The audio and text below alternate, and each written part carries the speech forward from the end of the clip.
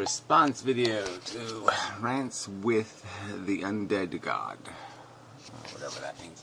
Anyway, so it does a 1 hour critique of Inmendham's radical pessimism, which is a critique of ephilism, antinatalism, and such. One presumes from the first 4.5 minutes. He doesn't really make the argument, just talks about making the argument. And anyway, calls Professor Anton a psychologist, which is kind of funny. But anyway, that's, it just, validates my point. As some people are talking psychology and some people are doing philosophy, and these are two different things. So anyway, he's about to paraphrase my position, I believe, so I will paraphrase it first. I'm basically arguing that replication is a phenomenon of the material universe, and as far as we know anyway, it happened once here on planet Earth, and through this process of natural selection it just creates machines that for the sake of survival survive and accomplish nothing beyond that. They have no hope to accomplish anything beyond that. There's nothing the universe needed that they satisfy. They can upgrade the condition of the universe in no way. There was nothing before consciousness that needed to be conscious, to be released and relieved of its burdens and miseries. That kind of thing can't happen. And that most things in our lives where we improve a circumstance, where we accept some sort of harm or negative or penalty or restraint of our enjoyment, usually 99.99999% of the time, is contingent on some upgrade of a circumstance, taking somebody from a lesser condition to an elevated condition, to improving somebody's condition, healing them, fixing them. And that's what the game is basically about. It's just fixing brokenness that never needed to exist. Key ingredients would be to look at it as if it was an experiment, a kind of experiment conducted by nature. And like any experiment, you do some sort of environmental impact statement, some statement defending the experiment, saying this is why we're going to torture some rats, or this is why we're going to do whatever we're going to do.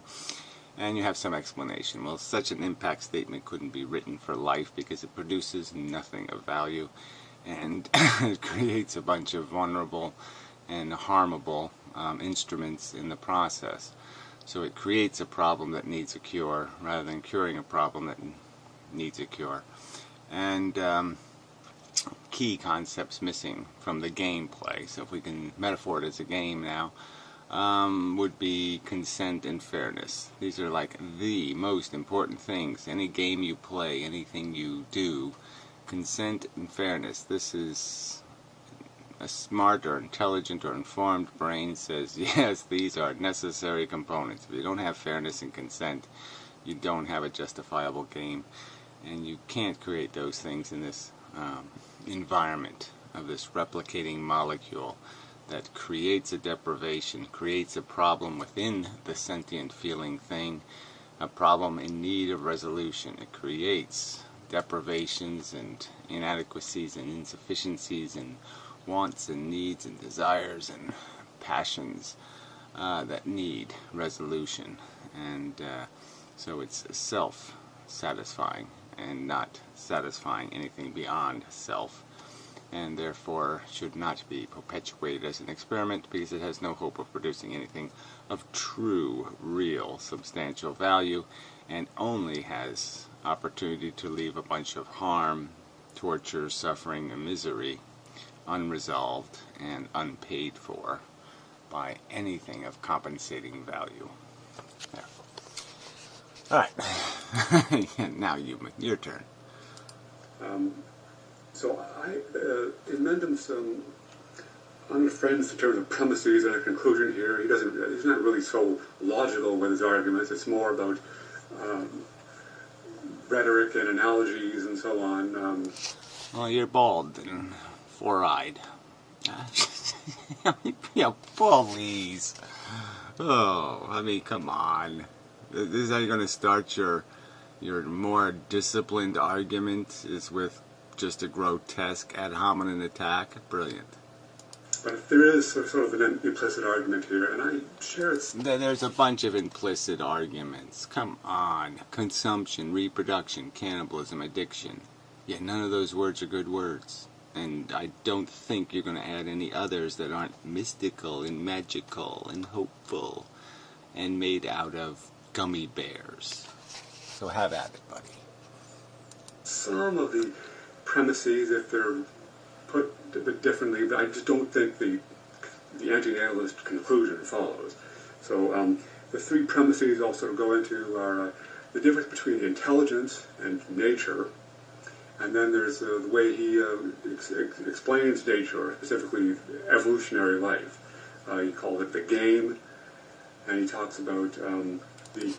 Yeah, right, that's a metaphor. Perfectly applicable to the circumstance. You have a competition for survival where you just declare somebody the best survivor. I mean, it's called the Olympic Games, right? And how is it different? How is it different than any other contest or game? No, that's right, it's not. It's a perfectly suitable metaphor. You're not doing too well so far. Equation of suffering versus pleasure. And he concludes with antinatalism. So he says that our sort of saving grace is our intelligence, our science, our philosophy, our accumulated information, which has allowed us to learn the truth. It turns out to be the horrible truth, but still the objective truth. We're intelligent beings. Our cerebral cortex and so forth. I don't talk much about cerebral cortex because I don't go for all that big brain bullshit. I go for vocabulary. I go for a changed brain theory, not a big brain theory. It's what your brain's doing that's important, not how much of it you have. Little tiny dwarf brains were just as good as big giant, whatever you call those giants. Big giant's brains. Yeah, they all work about the same. Allows us to learn a lot more than the other animals. Nevertheless, we are still animals fundamentally, so we're part of nature. But whatever, you want to call us part of something because you have some sort of we're part of theory or something, that's okay. What I'm clearly saying is that we have the ability to recognize the game beyond just a visceral game, beyond reacting to it like a clam or a crab or some other controlled organism. We are now controlled by things like logic and deduction and the limits of our telescopes and microscopes. We are no longer controlled by the mechanism. We are controlled by ideas and understanding, and that's a huge distinction that apparently you're going to piss on. But we have intelligence, so we have this advantage. And we wind up being opposed to the rest of nature because the truth we learn is disgusting. It's horrible. What we learn is that animals are trapped within a nightmarish game. A game, there's really no escape from it except the extreme. Yeah, that's right. It's a game of monstrosity, okay? It creates a million monstrosities, a million monsters. And the function is in the fact that one of the monsters will have X-ray vision or some other attribute that will make it worthy and make it better, improve it slightly. And that's the game played. Kill a million to create one improvement. Brutalize a million. Test a million harshly. Okay, this isn't unlike the Olympics, okay? This Olympics is life and death. Okay, there will be huge carnage to create your gold medal winner. I suppose in some ways, if you were intelligent, you could see how even the real Olympics is a horrific gameplay, in the sense that with all the resources wasted on this silly little entertainment vehicle, literally perhaps millions of people will live in horrible conditions, endure horrible deaths because of people's willingness to sacrifice them on the altar of their entertainment.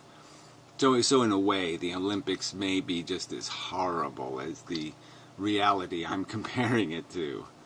And you're just too blind to see that truth. Blind by ignorance and optimism.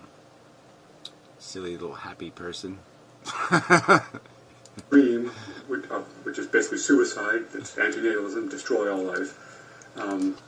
Destroy all life, yeah, right, so do it again. Just keep doing it. Now, antinatalism, the word natalism is right in the word. It's just about not having babies. That's all.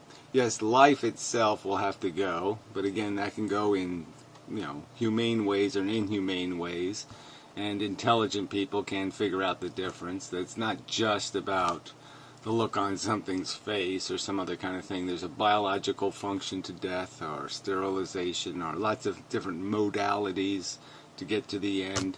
So just pretend it's just some sort of extermination policy or something. Just use the worst rhetoric instead of the fair rhetoric. Of course, same old dodge. There's no other way out. It's evolutionary life, according to Inmendham, is really defined by, consumption, reproduction, and cannibalism, or exploitation of living things within a closed system. That's what we're forced to do. That is, so evolutionary life turns out to be a game, where animals are programmed to play our roles in this game, to eat, to defecate, to kill other things, to die, and it goes round and round and round, a cycle, an endless cycle with no...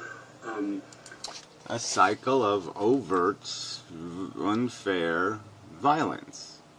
That's right, yeah, played but with slaves, people bred into the game. No volition, no choices. Yeah, that's called a loser. Ultimate end that justifies any of this game. It's just a pointless, meaningless game thrown up by nature. Of course, Inmendham is an atheist, so there's no God behind any of this. It's just...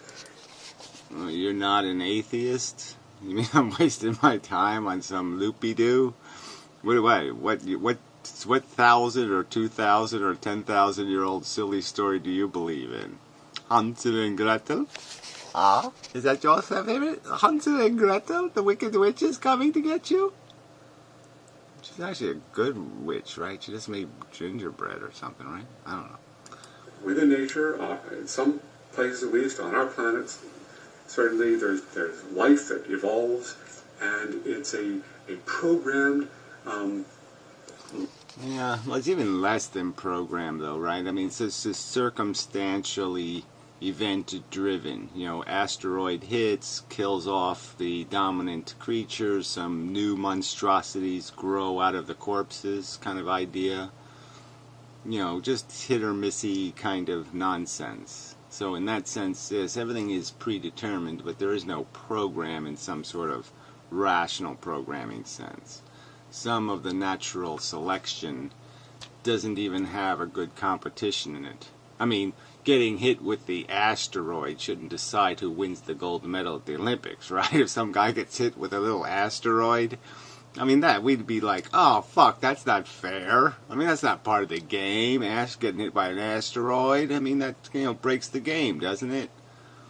I mean, nobody was told they'd have to have an asteroid shield. Come on. Monstrously inefficient, wasteful game. There you go. It all involves the killing of things to produce more new things. Yeah, well, it all involves horrific, brutal existences. I mean, there's organisms that aren't killing things so much as they're getting killed, and they're just living in a perpetual kind of torturous, brutal fight against the harsh conditions of the world. There's animals that really technically should be, sleeping through the winter, and they're trying to eke an existence out in the winter. And it's horrible and brutal and nasty, and you wouldn't want your little puppy to have to do it. Newly adapted to different environments, different circumstances. So new living things will play the same old game, the same old roles, reproduce themselves, so there'll be a new generation to participate in this game. Yeah, and just remember the context of the real game, okay? If we were playing the real game, you would have three-quarters of your brothers and sisters would die. They would die in front of you as little kids. You'd watch them die. That's how you would live your life, is watching your brothers and sisters every 2 or 3 years, watching one of them die. And that would be fun life for you, by nature's rules. But it's an absurd, existentially absurd game. It's fundamentally meaningless, and it's also horrible. It's fit for animals. We are. It's not fit for animals. That's certainly not my argument. So that's nonsense. We have the intelligence to see what's really going on, but we are still basically trapped in this game because we are programmed to do our animalistic deeds. I mean, to, once again, consume, reproduce. Despite our intelligence, our science and philosophy, we are still fundamental. No, it's just really not true. There's absolutely nothing that forces you to breed, okay? There's no impulse. That's certainly a cultural phenomenon.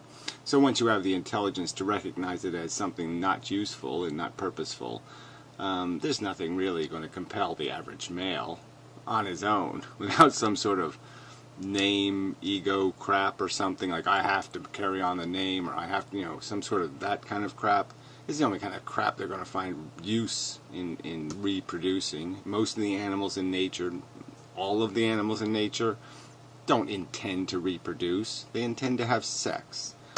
And yes, so once you're smart enough to understand that this, sex does cause replication, you can create easy barriers to the consequence of sex, the natural consequence. But don't pretend that we have to overcome some incredible natural impulse like breathing or feeding to satisfy this condition of breeding. I mean, breeding is very different, and we can completely understand that we can get the best of, it's like just knowing you can get the best of breathing without some sort of negative consequence by, say, breathing into each other's faces or something, by just simply turning your head. So by simply turning our heads, we avoid breathing in each other's face or something. It's not that. To overcome breeding doesn't take any effort at all. So once you're intelligent enough to recognize it as a negative, you sacrifice next to nothing to give it up. We animals, so we tend, for example, not to commit suicide. We tend not to be antinatalists. We tend to like. Well, suicide and antinatalism aren't the same subject. Certainly recognition that life is futile is going to tend to make you more willing to be suicidal, but suicide's like all other things. It's a little bit complicated. You don't die for free. There's methods that will decide practicality, and as circumstantial beings we live in a world where we attach, like all other chemistry, to each other and to things, and those attachments are sometimes create dependencies in relationships, and contracts in relationships, and agreements by consent in relationships, and those can be rather obligatory and create obstacles to free exit from the game. Life and fight for life, for continued life, but we still, in the back of our minds, should be at least horrified on moral grounds by what we see happen all around us. And this really gets to the third. Well, there's no point in using the rhetoric when you don't mean those words to mean anything. So if you don't mean them to mean anything, there's no use in using them. Premise, the equation, the ratio between suffering, between pain and pleasure, is way out of whack. So Inmendham is not a nihilist. He's a utilitarian. He says that sentient creatures. And point out that you're bald and have 4 eyes. Yeah, whatever. You want to put me in categories, that's your business. You want to waste time with this utilitarian, negative utilitarian, all this other kind of crap. Yes, I'm someone who believes that suffering matters. Wow, I'm a suffering mattersist. Gee, that just, as soon as you have to start a conversation by explaining to somebody that, that person believes it matters if you die in an earthquake or get run over in the street right now. that somehow it matters. It's not irrelevant. I mean, if you have to premise a conversation by explaining to the audience that there's these wacky people out there who believe it matters if they torture you. Yeah, wow. Gee. If that's where you have to start, then yeah, you're going to have to make a lot longer than an hour video. If that's how dumb your audience is, you're in big fucking trouble. Particularly the pleasure of sentient creatures is the only good in the entire universe. So when sentient creatures suffer... Whatever, the satisfaction, okay, the comforting of sentient creatures, let's call it what it is. Alright, the deprivations come first, the comfort comes second. If you're not hungry, you're not going to eat, buddy. That's an inherent bad, and it's bad no matter what the creature. As long as they're suffering, it doesn't matter whether the humans or any other species, if they suffer, that is a terrible thing, and it should be ended at all costs. So, Inmendham. Whatever. I never said anything should be ended at all costs, so that's not my rhetoric. So it's not very honest, but whatever. Play the little rhetoric games. This would be a vegetarian. On utilitarian grounds, we should all be opposed then to evolution in general, to natural selection. Darwin told us the truth. Yeah, and we should be opposed to it because of the fundamental fact that it lacks deserve, has nothing to do with it, and consent. Two fundamental elements of a playable game. Although this mechanistic basis of the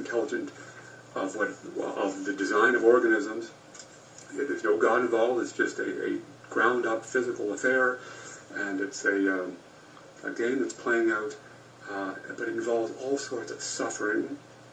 Yeah, it's a silly game that could be metaphor a lot of ways, but it's like little kids playing King of the Mountain, King of the Hill. So you just beat the shit out of each other so some asshole can get to the top and say, I won because, yeah, I cheated. Yeah, I hit him with a rock. Or his shoes were too small. Or whatever I took advantage of to win. And certainly in the games that we're playing as human beings, the inequity of the starting position is grotesquely obvious. Let's play a game, let's have an economy and struggle for success. And we'll have some people start in, totally negative territory, and other people start in, obscenely, from the highest hill, and then say, aim your guns, and like we don't know what's going to happen. Yeah. Come on. On that ground alone, the game fails. And death, torture of organisms, we participate in a barbaric way as well. Again, despite our advantage of seeing what's going on, we're still not noble enough to do the right thing. Well, that's just, you say we see what's going on. Do most people see what's going on? I think they've conveniently turned all of those animals into ghosts. They've fableized them into nothing. So they don't see it.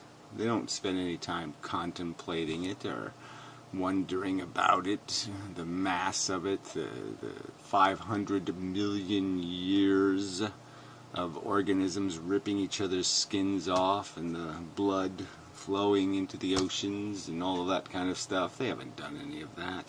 So don't pretend that they've seen it and they've understood it and they've drawn an alternative conclusion. No, they haven't seen it. They haven't appreciated it. They haven't respected it. They haven't done any of the necessary things to say they've done a fair bit of math. They've done no fair math. They've cheated, as human beings always do. And we still eat other animals, and we still commit murder, and we still exploit each other. Yeah, and you still breathe air manufactured by a biosphere that every day grinds organisms into the dirt in horrific and horrible ways. Kills 9 out of 10 little lion cubs before their first birthday. other, and we resort to delusions to go on living because we can't stomach the... Right, well, isn't that enough then? Can't we stop the argument right there? Isn't that the goddamn truth?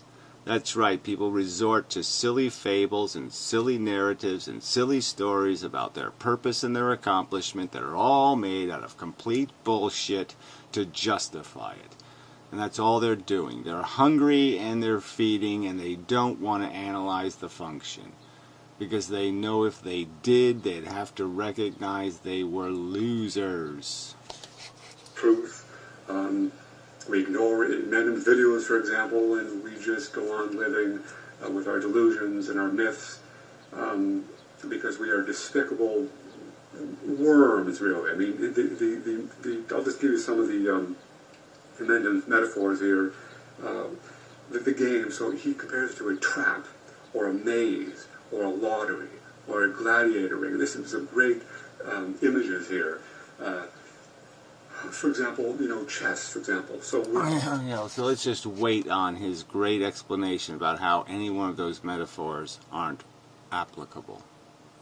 So he's apparently going to do that somewhere in this video. So we'll just have to wait for that, I suppose. We are, they're pawns, and then they're sacrificed by the higher players, the king and queen and so on. For every king or queen or bishop that survives some bloody round of history, thousands, millions of pawns are sacrificed. And that's how it is, around the clock, all throughout history, all around the world, and in all the species. Or a gladiator ring. So there's a horrible competition between living things, and they kill each other off, and some come out on top. But for every victor, there's all kinds of bloodshed and all kinds of losers, and their blood is all over the place. It against the walls. Yeah, well, you really think you're going to be able to counter-argue that? There's going to be some way that you're going to say that didn't happen. That's not the truth. I don't think so. And then someone cleans off the blood, and so a new round of gladiators come into the ring and start it all over again. This is basically life, according to Inmendham. It's a dark, disgusting, sloppy, inefficient, wasteful business because it involves, there's no mind behind it, so it's wasteful in that for every new kind of species that's mutated to fit into some niche, there's just so many deaths involved that have to make room for that new kind of life. And so it's... Yeah, it's a really bad way to make a car, right? If I made a car factory that produced 1 million clunkers, lemons, pieces of shit, okay, just disposed of them, killed them like little lion cubs, yeah, you'd say, gee, that's just not good enough, Gary. You got to do better than that. You can't create 1 million bad cars for one good one. Come on. There are all the reasons in the world to be opposed to natural life, according to Inmendham. And its conclusion then is antinatalism. Stop life, stop participating in the game, stop having children, be offended by those who are too animalistic, or that are just not rebelling enough against this horror that is all. Yeah, just fight ignorance. Okay, there's none of this. Be offended by. Yeah, be offended by ignorance. Well, that's okay too. Yeah, be offended by ignorance. Yes, this isn't that complicated. The ignorance of fables, especially. I assume this guy's just going to come up with some sort of God theory. Around us. Another of his thought experiments, he says, if you were sort of a god and you had a start button, and you were able to start, if you were going to create the earth and all the life on it, but knowing in advance all the suffering that would be produced, would you press that button? Would you initiate the the evolution program on Earth? And he says, if you would start it, then you're crazy, you're playing God. Everyone who has kids, in fact, plays God. They do not know, they should know that their children will suffer. And they're... Well, what they should know is they have no control over the experiment. That's all they need to know, is that they have no way of cleaning up the mess. There's no insurance policy they can buy against the downside risk. And the fact that they're willing to play that game with something else's welfare, to draw straws for somebody else and to shove the straw in the loser's pocket, I call that obnoxious. Rude. Disgustingly rude. How dare you? For your delusion, for nothing more than a thought in your head, not some emergency you can explain, just your ego. I think humans are all cool, so I'll go ahead and torture some, to have some. And you have a right to do that? No, you have no fucking such right. That sound wasn't good. I don't know what the hell that was, but... stay together, Alex. Stay together. Gambling with, they're throwing a sentient being into this game to play out the roles. They don't know the future. The person could wind up with a disease, or they could horrible things happen to them, and so it's wrong to have children. It's wrong to impose life on anyone, just as it's wrong to impose death. It's wrong to kill, but it's equally wrong to... No, it's actually more wrong to create life, and it's sometimes perfectly legitimate to kill. So you sort of got that wrong. But that's sort of the culture has that one wrong. Yeah, you can justify terminating the unproductive. You can't justify opening the door to a risk that doesn't need to be actualized. Reproduce, because both create suffering. So, yes, lastly, Inmendham, he at one point in one of his videos, I think in this dialogue between the psychologist and him, he means Professor Anton, right? I mean, that's who the videos he linked to. Yeah, Corey Anton, he's calling a psychologist. Which is, like I said, it is kind of ironic validation of my point that too many people on the internet are talking psychology, not philosophy. He talks about the possibility of a third, of an alternative to antinatalism. Maybe he says, well, we'll progress and we'll create a better society and wind up with a utopian one, or a heavenly perfect society where there's no suffering. So maybe that would be great if that would happen. But actually, no, he says it would not be great. It would really make life meaningless. We would become infantilized. We would just be like...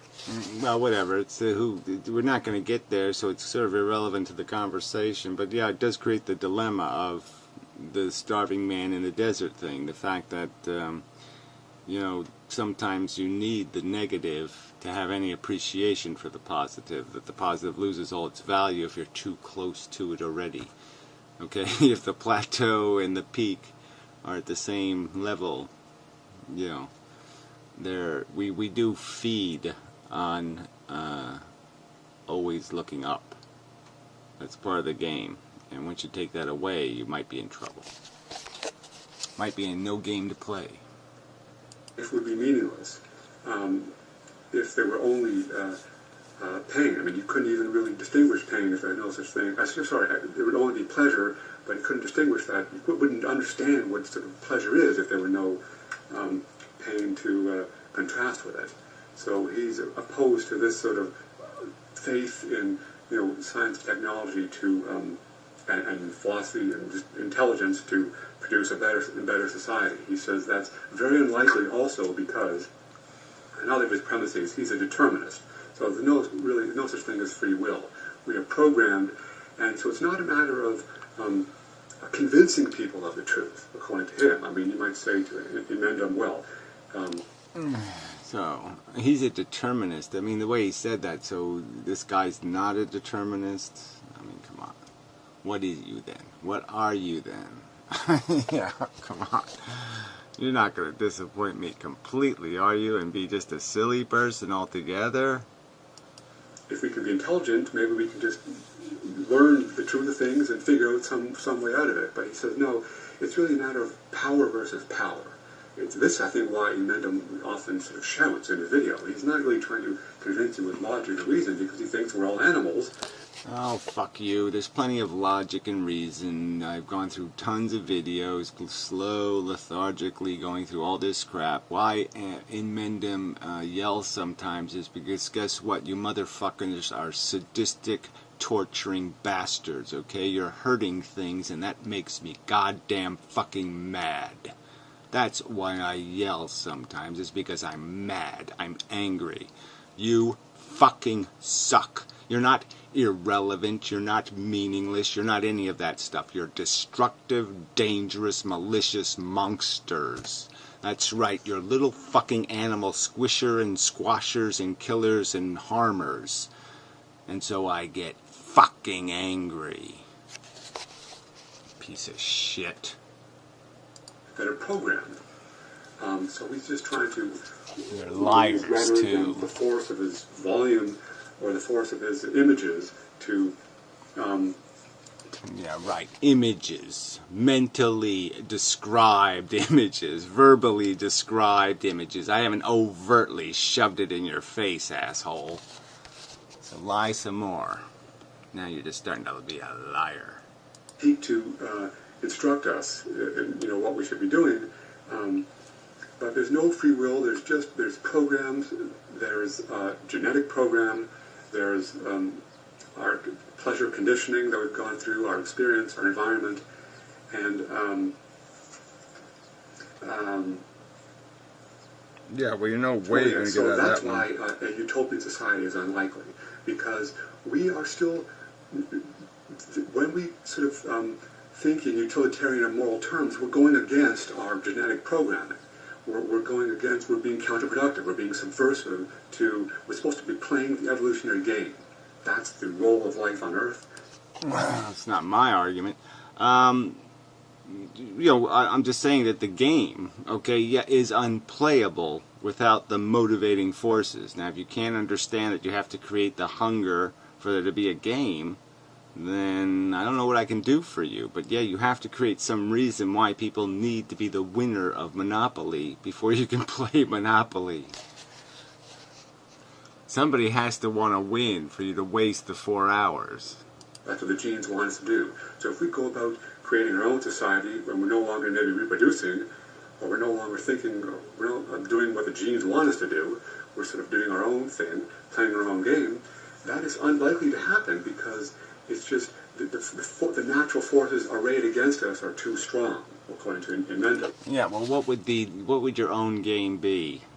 Give me an example of somebody who's playing their own game, please. They were just meant to be mountain climbers or something. You're going to give me some kind of crap like that? They just did it. Yeah, that just was theirs. It was to have 3 consonants separated by 2 vowels in their name, and therefore they want to climb mountains. No, I don't think that's the reason. So it's very improbable to think that we're going to wind up with a perfect society, or even a better society. It's just always going to be the nice... Yeah. Look, even if you could describe how it was possible to get there, that it was theoretically possible, even if you could, you'd have no evidence of us being able to get there from here. No evidence you could take the human species as it is frickin' conformed by every piece of frickin' evidence to have any hope of ever climbing anything called a clean staircase. They will not go somewhere that requires them to sacrifice anything to the future. They've already demonstrated that. So, come on, fuck you and this bullshit. A marriage game that's going to come out on top, that's going to be predominant. The rest is just phantasmagorical nonsense. Yeah, that's right. Theistic, faith-based, religious gobbledygook and nonsense. And science tells us the truth, tells us that nature is all there is, so we're going to be natural beings, we're going to be animals stuck in this game. Look, it's not even, again, I'm the one arguing that you're not stuck. All you have to do is have the idea and you're free. You're liberated by ideas. Mere ideas liberate you from all of it. Okay, but the first idea you have to have is that oh, there might be something wrong with what my visceral nature is saying. There might be something bigoted and prejudiced about what my conditioning is saying. Okay, yeah, the fact that I like to eat meat or some other thing, that might be suspect. So until you're willing to say there might be something suspect in your innate conditioning, that's right, you have no liberty. You are therefore controlled by those machines, those mechanisms. So yeah, the only way you can overcome that programming is with the better programming. If you're not going to let the better programming do anything, then you're stuck. You're going to be an asshole from beginning to end. That there is good in the world. It's not that we should value nothing. Again, there's pleasure and pain. There's sentience. Nature has produced these goods, but they're just so fragile and so they're so susceptible to the suffering at the hands of the natural forces that we ought to just put an end to it and deprive natural forces of their victory, as it were, by taking away their victims. So that's my take on Inmendham's main argument. Yeah, well, look, you could have just done the consumption, reproduction, cannibalism, addiction thing. Just do the no fairness in the game, no consent in the game, fundamental components of any good game. Look, if you're going to take, I won't say you took 18 minutes, but if you didn't take all that 18, but 15, you could have just pointed to one of my Ethelist videos. They're about 15 minutes long, and you could have let me say it. But anyway, it doesn't matter. On to then the responses, my objections to it. First, if we're talking about intelligence, so really there are two kinds of intelligence. There's at least there's the evolutionary kind. Cognitive scientists tell us that reason evolves. Oh, I'm not even going to go there, right? Intelligence is what's logically testable, okay? That it's testable based on establishing a premise and then saying, okay, what's the logical steps that you can go from there. Once you establish a category, once you establish something having properties, it's all properties and categories. So, but to call there's no intelligence in nature beyond the intelligence of creating a function that is suited to a purpose. The purpose is survival or defeating the enemy. So yes, you have a function of being hypersensitive to certain sounds. Maybe the crack of a stick has some sort of innate response that it creates inside of you. The sight of a snake, for example, or a spider. Maybe there's an innate programming where we're reactive, and you call that a form of intelligence. But it's not in the same category as the intelligence that says, what's the description of the world? What's the philosophical intelligence? These are different kinds of intelligence. One's a schemer's intelligence. One's an intelligence based on understanding, building an accurate model of reality. So why conflate those two things? It has an evolutionary role. It evolved to basically make us Machiavellian, to negotiate dominance hierarchies, not to learn the truth, the objective, absolute, factual truth, but to persuade each other and to manipulate each other. Just another tool in our toolkit to exploit each other, as in Inmendham's terms, cannibalism. Reason sort of has that evolutionary role. But then there's also another kind of reason, clearly, and this is the kind that Inmendham is assuming, the philosophical kind, the scientific kind, the kind that really took off with the modern age, but that we see in ancient Greece and really in all societies, ancient Chinese and Indian societies as well.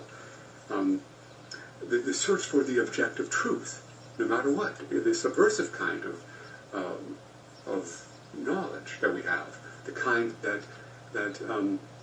is not bound by the evolutionary imperatives. That's sort of divorced from the genetic programming.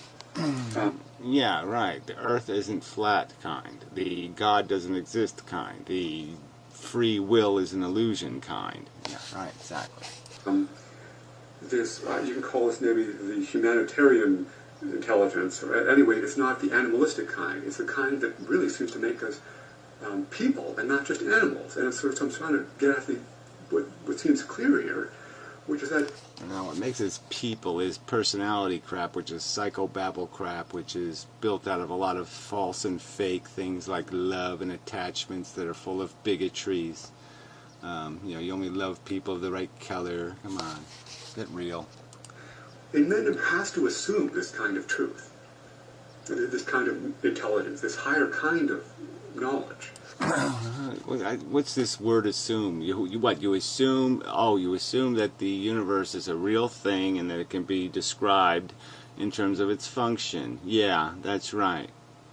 You don't call that an assumption. What, I assume that telescopes work? No, I don't have to assume that one anymore. I mean, this is just kind of a bullshit terminology. Because he says that, this is the truth that antinatalists have. This is the objective, horrible truth of the world. So we're not just animals. We whereas other animals don't really understand what's going on, we do. So we are different from the other species in that respect, as Inmendham says. We have this higher kind of knowledge. But he doesn't go as far as we should with the implications of this kind of knowledge, this kind of intelligence, this kind of reason. It does make us people. It also makes us free and autonomous. Well, whatever. That's just silly talk. You can't say it does. It makes us free. As soon as it's an it, it's already controlling you. Okay, as its itness is going to control you. It can't be free. There's no way you can make something that's describing a thing accurately as being free. There's one right way, and there's all the rest are wrong in terms of description. There's perfect, and there's something less than perfect. So I mean, you're already bound in a box of limitations as soon as you declare the existence of the it, the accurate definition, the accurate description. You're already not free. Logic does not liberate. And it shows the extent to which we are not just animals. We're not just programmed by the genes. We're not just playing the evolutionary game.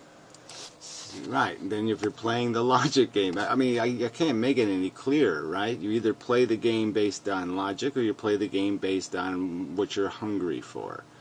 And those are the two things you can choose. You can choose to live a logical life, or you can choose to live some sort of lecher's life. We are playing our own game. And I'll sort of come back to this. That's my main point that I'll be making. There is no your own game. There just isn't. You can't make up the truth. So if you're going to say that any fable you make up is you're free to make up any fable, you're still not even free to make those up, because you're still going to make them up in the confines of worlds that have gravity, or worlds that have certain rules for how monsters can behave, and even orcs, they have limitations. Some of them you can burn, and some of them you can say a magic word and they turn to dust. You melt the ring and everything goes away. We're not just, we don't have supernatural free will, but we do have autonomy, some limited degree of self-control.